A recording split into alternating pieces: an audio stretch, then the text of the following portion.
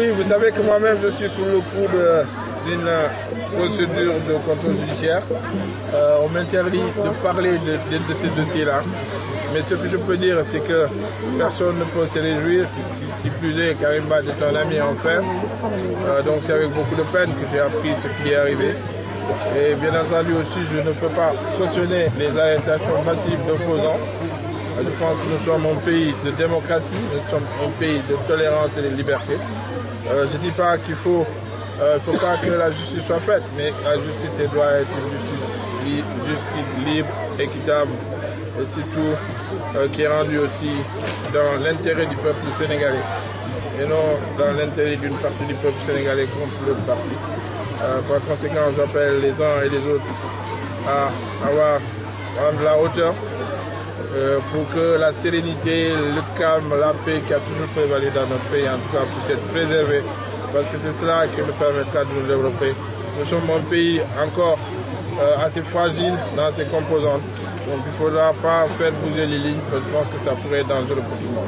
Alors, vous avez appelé aux régulateurs sociaux? Tout à fait, j'ai appelé des régulateurs sociaux. Encore une fois, les gens sont de mauvaise foi, parce que quelquefois, quand vous en appelez, ils pensent que nous, on veut se soustraire de la justice. Alors que la justice, elle est là pour tout le monde. Nous voulons que la justice soit faite, mais dans les règles de l'art. Personne n'a jamais voulu se soustraire de la justice. Mais je pense que quand le pays est frappé par des fléaux de ce type, qui malheureusement sont en train de se multiplier. Aujourd'hui, notre jeune frère Toussaint Manga est en prison. D'autres ils sont Karim Wade là depuis 2 ans. Les arrestations se poursuivent. Je pense que ce n'est pas de nature à préserver la paix sociale dans notre pays.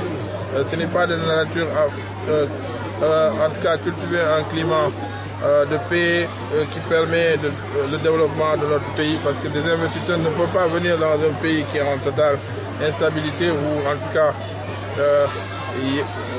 il n'y a pas les mécanismes qui font que les bailleurs de fonds auront confiance à ce qui est en train de se faire, parce que la confiance réside dans les institutions, dans la solidité des institutions, mais aussi dans le réflexe que ces institutions ont de résister aux forces extérieures, qu'elles soient politiques ou de quelque nature qu'elles soient. Bien entendu, nous avons ici des mécanismes qui permettent souvent à la société de fonctionner et qui tournent autour de certaines personnes qui sont des régulateurs sociaux. C'était le cas de Serigne Abdou Aziz Sy Dabakh, qui a toujours été un régulateur social. C'était le cas de mon père Bassirou Diagne, grand Serigne de Dakar, qui a toujours été un régulateur. Il y en a encore qui restent. Donc, Yacine Thiandoum, le cardinal Thiandoum.